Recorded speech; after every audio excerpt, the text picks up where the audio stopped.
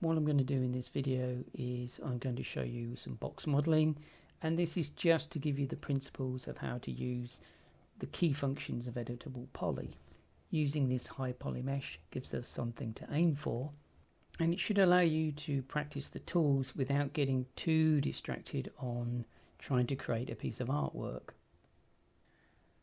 I'm going to start with a box because that's how we start with box modeling, and I'm going to make sure that the box is on the origin as well. I'm going to select the T-Rex and I'm going to freeze the selection just so I don't accidentally select or move any bits around.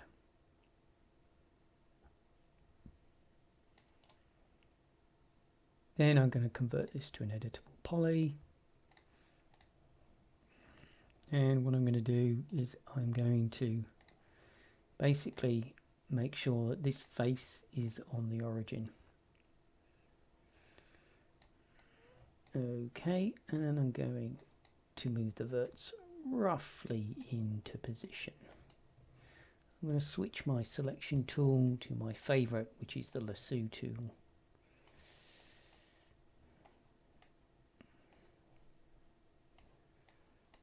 Now you can do this in orthographic as well. I just don't like working in orthographic.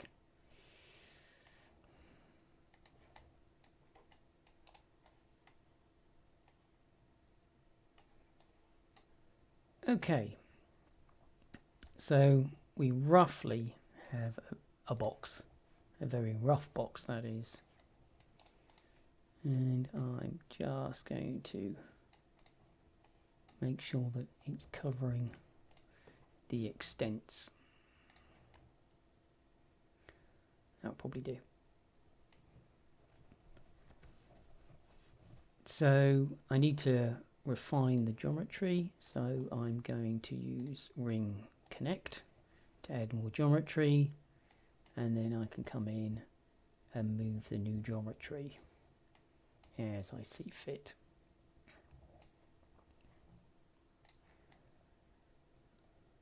So I want to now extend this geometry out, and there's two basic ways I can do it. One is that I could just move this,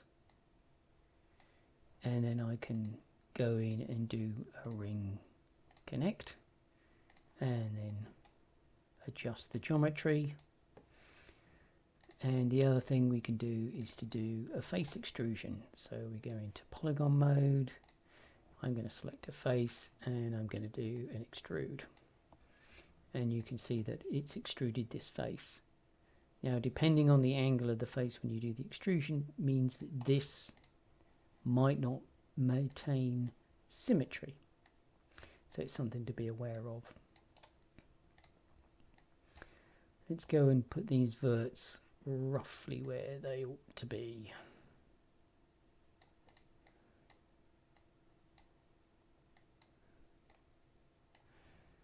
And I'm going to go in and do the tail as well.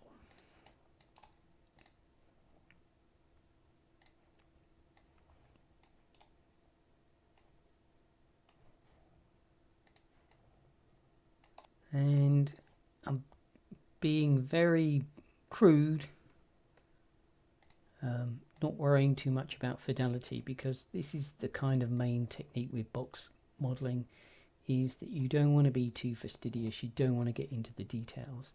And this is one of the principles of art, in fact, is you want to get your proportions right. You want to get the main features before you start worrying about the details.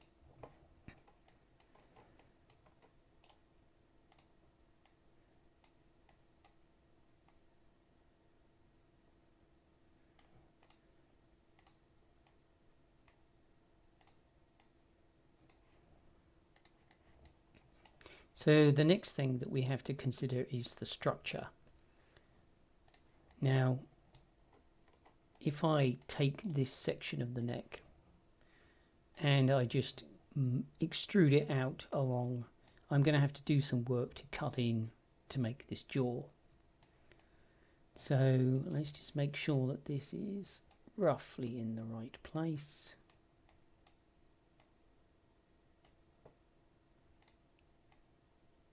So what I want to do is I want to do the extrusion, but I want part of the extrusion to be the lower jaw, and then I want to continue it across.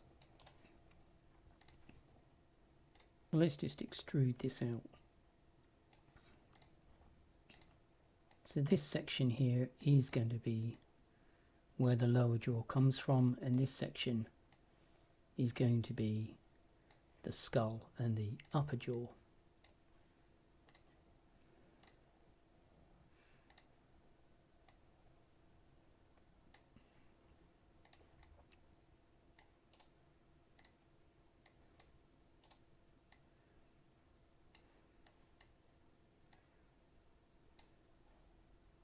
So this face here, which is still a quad, I can extrude it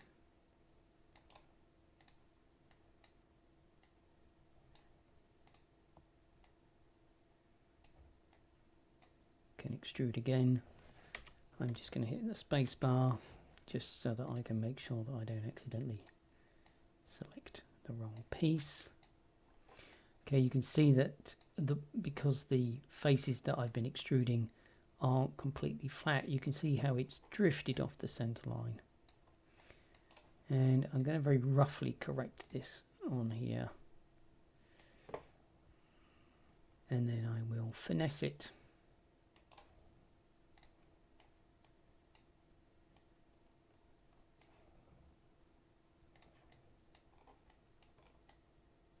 So if I hide our T-Rex model for the moment, and I come in and I select this face, and I'm going to select the rest of the faces that I know should lie on the Y plane, then what I'm going to do is I'm going to make planar along the Y, and then I'm going to make sure that it's zeroed. So if we come down here, we can see that it's not quite on the 0 line, so I'm going to reset that to 0. And then if I enable the T-Rex again, we should see that this is now all on the center line. So that's kind of the easy stuff. Where it gets a little bit more tricky is to understand how we're going to box model things like the arms in. And here it is a lot of experience that comes into just deciding how and where to make the insertions. But you can see that I can either select one face and make it an extrusion, as I did with the jaw, but you can select more than one face and do an extrusion. So I could bring this out and I could rescale it.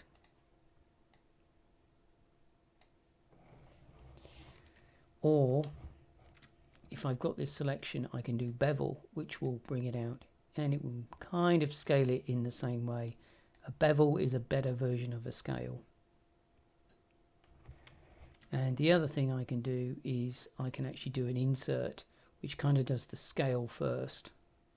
So you can see that I can put this geometry inside, and they're still all quads. So what I'm actually going to do is I want to try and get the form around this shoulder socket. And in order to do that, what I'm going to do is I'm going to align it to the view, which I think is roughly where the shoulder is. And I'm going to move this, and note I'm using this kind of middle square, which is the square. Oh, that's a little bug in Max, does that sometimes. Let's just toggle the face mode and see if it will behave this time. So I've got the mid square selected. I can move it along the screen, so I'm not moving it along any of the axes. And then what I'm going to do is I'm going to bring the verts in. And again, I could move using this inner square. What I actually prefer to do is when I've switched to this mode is to go to screen, because that means that the X and Y axes are kind of always on screen mode.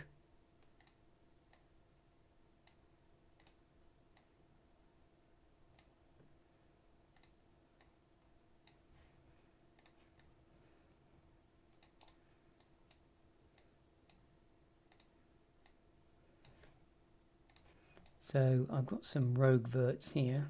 That needs to be much further in, and so does that one.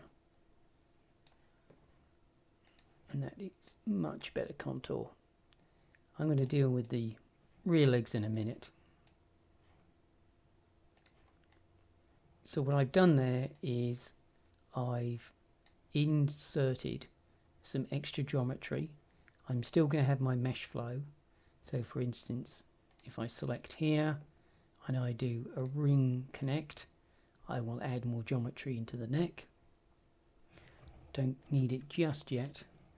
But also if I select this edge and I do a ring, you can see that it flows around this part of the shoulder joint, which is what I want to do. And it's the basic terminology when we're talking about mesh flow. We're talking about the geometry flowing around a certain area. I'm going to tweak these other verts so that they're a bit closer to the original form. You've got to watch it when you're in screen mode and you're moving around one of the verts on the symmetry edge, because you can see my Y value has changed, and again I'm just going to reset that to 0.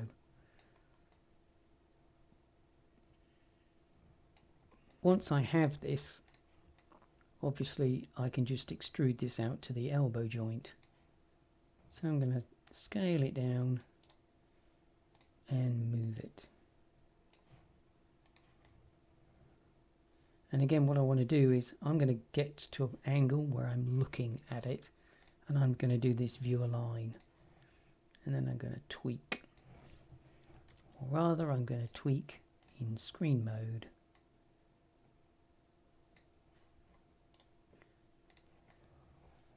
So that we have something that approximates the joint as the elbow.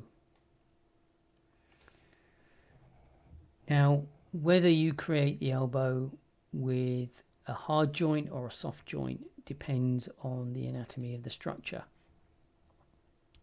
And because this elbow joint is pretty much at 90 degrees, I'm going to do a harsh joint, which basically means I'm going to add extra geometry around the elbow. And the reason for this is that if I keep the geometry even, so if I was to do a bunch of extrudes like this, and then I was to reshape this section here, if I was to reshape this section to try and bend it around into this, we can see that we would get a lot of pinch points where these verts ended up very close together and these verts would end up stretched apart. So what I'm going to do instead is I'm actually going to, much like I did with the shoulder point, I'm going to do the extrusion.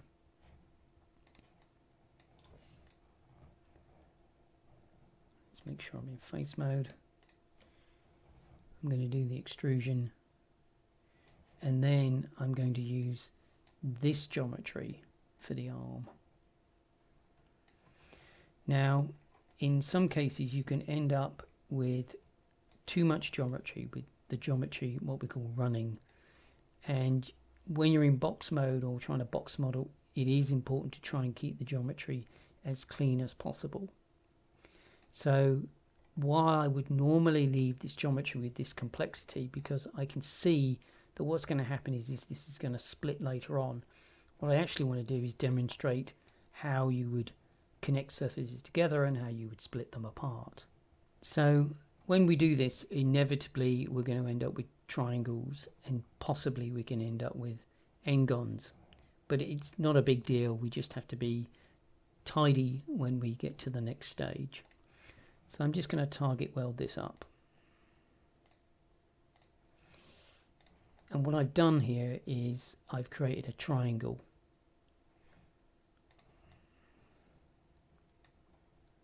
This geometry on the back I'm not too worried about, but you can see I've got another quad and another triangle.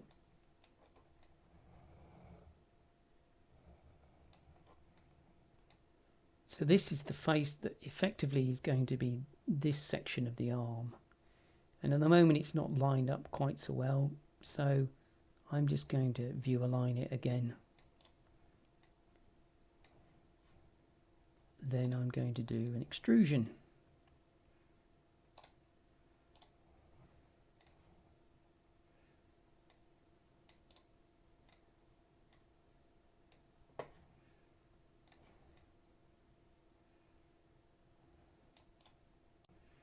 Just going to clean the verts up a little bit more. So I want to make sure that this geometry is going to be just about right for the rest of the arm.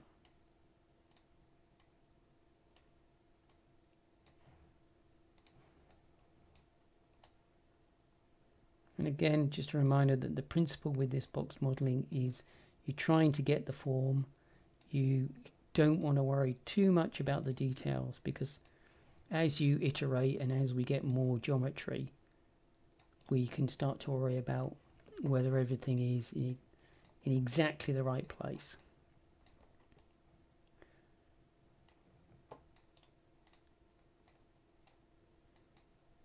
We now have a problem where we need to split the geometry.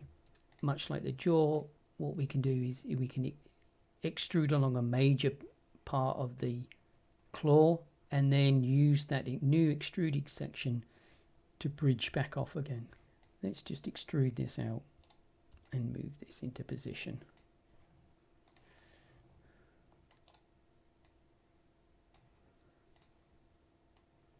I'm just going to view align that as well, just so that it's reasonably neat. It's a little bit far. Let's just pull that back a bit. I'm going to extrude to here. Not going to worry too much about the claw for the moment. Again, that's a detail that'll come in later. And then again with this face here, bevel this time, I'm just going to extrude down, scale it down. And again, I'm going to get this to line up, and then I'll move it around.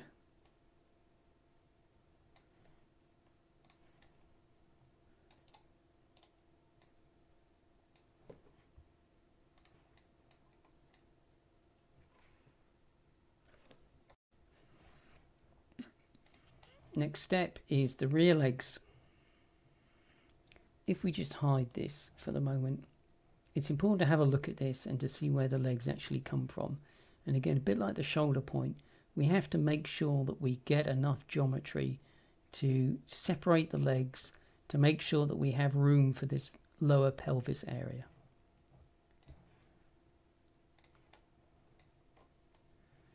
In order to do this, first of all, what I'm going to do is I'm just going to neaten up these verts, find out where they actually hit the geometry. And I'm going to bring this up and make sure that it's actually in the body and not in the legs.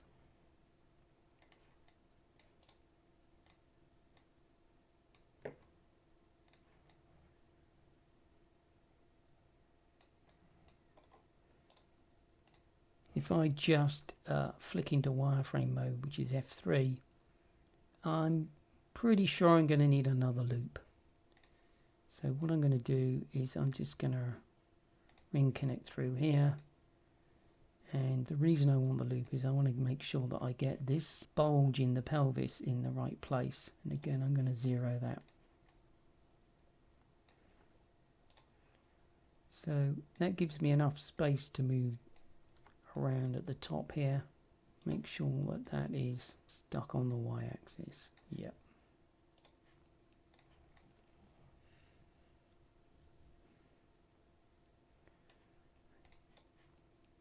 I'm going to use the insert tool again. I need to make sure that I get a good chunk of these faces. So I'm trying to select the faces that encompass all of the area in which these legs protrude from, which means selecting all the way down to here and all the way up to the top of this thigh. And I'm just going to do a quick insert, and then I'm going to push this geometry out.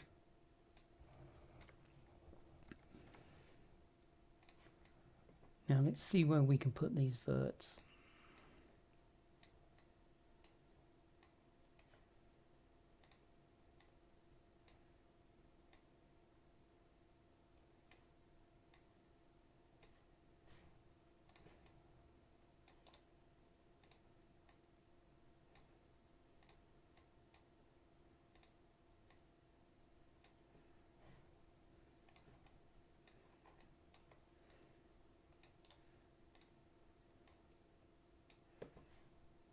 So I'm reasonably happy that this is encapsulating this thigh muscle, and I'm reasonably sure that I've got a good mesh flow coming out of this, and that means that the edges of the quads should resemble the underlying structure of the T-Rex, and specifically around this thigh muscle. And if you have any problems trying to visualize what the geometry is going to look like when it gets more complicated, then the thing to do is to put a modifier in the stack for subdivision. And I'm going to stick with the classic Turbo Smooth and put a couple of subdivs on it. This will kind of shrink the mesh a little bit, because that's what tends to happen when you subdivide, or at least with this algorithm. What we can see is what happens when we have this kind of turbo smooth effect. We can see what happens to the geometry, and you can see the lines of the mesh flow that come around this shoulder piece. You can see the mesh flow as it comes around the jawline, and that's what we're looking for. We're looking for these flow lines to come in and out of the work. So let's see what happens to these flow lines when we extrude these faces out. So you can kind of visualize that this is a section that we want. It's not very flat at the moment. So again, I'm going to cheat by looking at it from the view that I would suggest was like almost down the bone, and I'm going to hit view align, and that's flattened that geometry out for me. So you can see it's completely planar. And what I'm trying to do is judge, does that look like a cross section through that upper thigh muscle? It looks pretty good.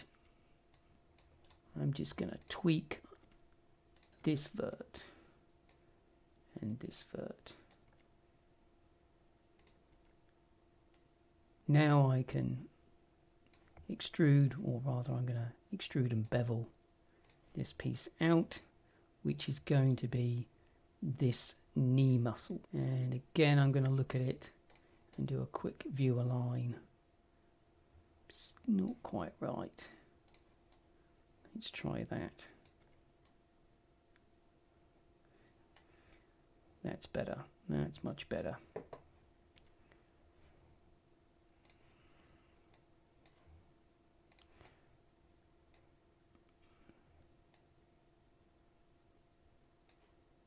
Just gonna scale it a little bit more, and again I'm checking to see if it looks like it is actually a cross section.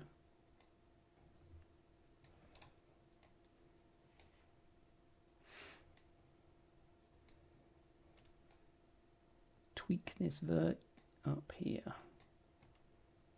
This one, quite a chunky piece of knee work.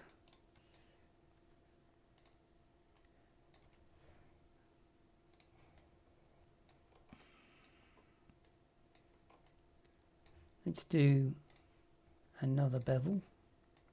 This time I'm going to go right down. Going to rotate this because I can see what alignment it needs. It wants to be a little bigger. Going to poke these vertices out the side of the ankle, and then I'm going to fix the overextension. Well, I didn't do that very cleanly. It's going to need a little bit of a fix. So I'm just going to keep moving around in space. When things don't seem to line up right, it's best to just keep rotating around the mesh so that your brain gets a picture of the 3D.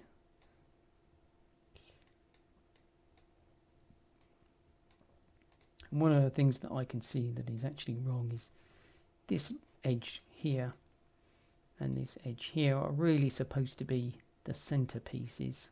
I'm just going to tweak that over. So if we look at this from the bottom, we effectively have two quads, and these two verts, this one and this one.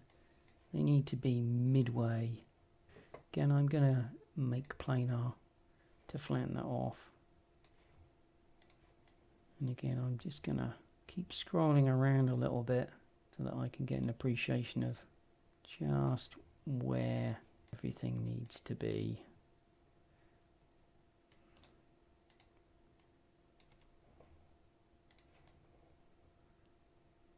You have to be quite patient sometimes because it just doesn't want to go. Okay.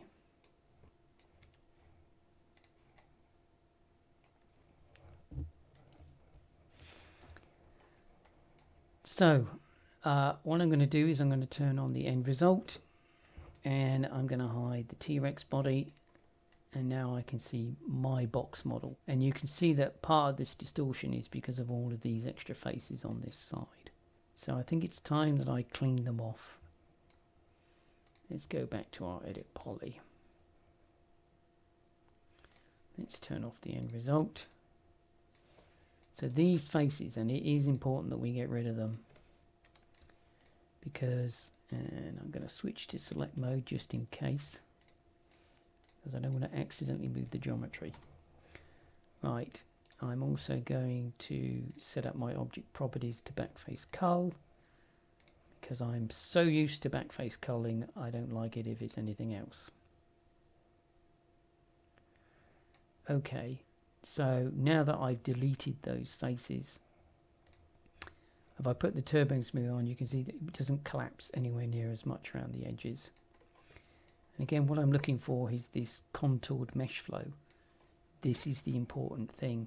Where does the geometry change direction? And you'll see these poles, which are the markers for what happens when you get joints. Okay, let's go back to our edit poly. We don't need the end result. We're in the final stages.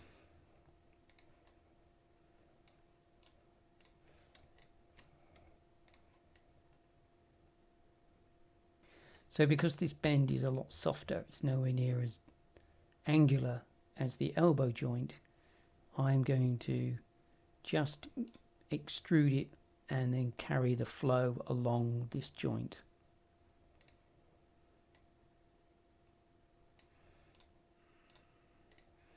So I'm going to rotate it into position, and that will do me.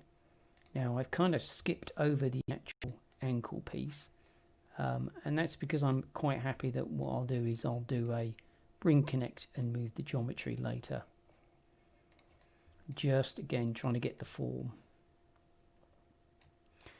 And I'm reasonably happy that those verts are in the right place. It'll do.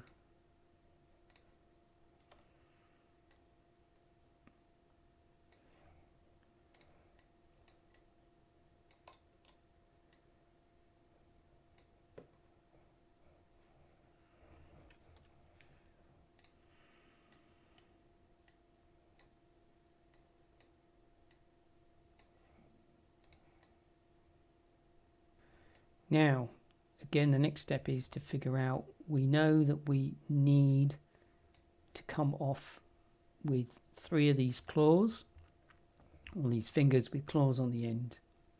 And I've kind of deliberately lined up this main geometry so that I can extrude from there.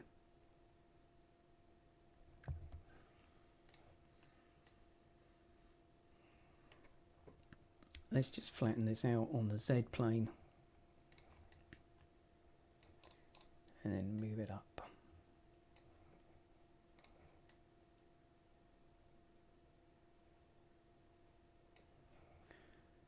Okay, so now it's just pitching in where those toes are going to be.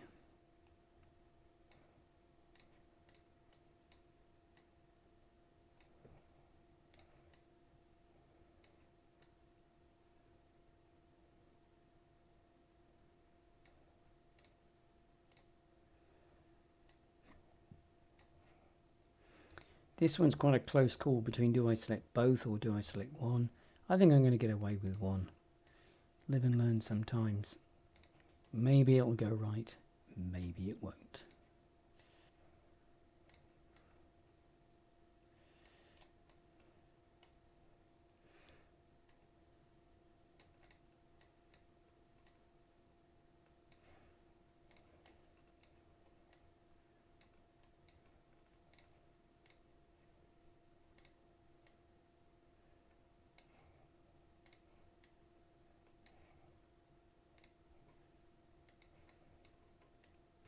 Okay, I think we're at a stage where we can throw a symmetry on it and we can see how well this works out. So I'm going to go to my modifiers, I'm going to go mesh editing symmetry, and I need to make sure we're on the y-axis, and that looks pretty good.